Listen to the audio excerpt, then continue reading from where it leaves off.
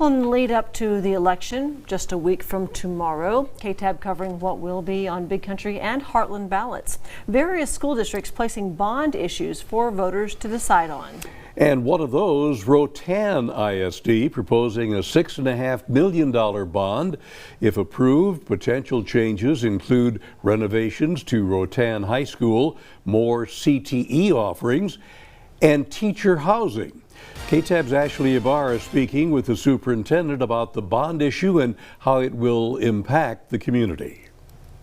We know that it's so hard sometimes to attract teachers to rural communities like Rotan. Rotan ISD is looking at ways to attract and retain teachers. One of the things that we looked at was we looked at the surrounding towns around us, and we realized that Rotan's actually pretty underrepresented as in the number of teacherages that we currently offer. After discussions with staff and community members, the district decided to propose a $6.5 million bond, with Proposition B allocating $800,000 for teacher housing. Cities like Midland and cities like Austin have actually purchased apartment buildings to use as teacher houses.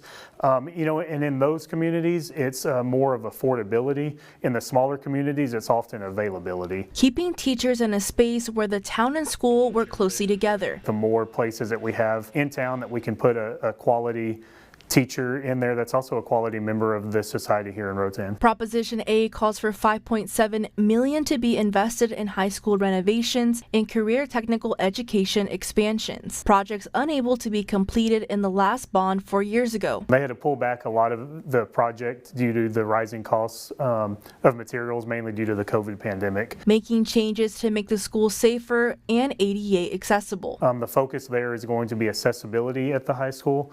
So we have two areas right now that the stairs would be converted to ramps and a wheelchair lift for accessibility. We would also add a security vestibule at the front door of the high school. Renovations also coming to the auditorium and HVAC system. If approved, taxpayers will see a 2.5-cent tax increase.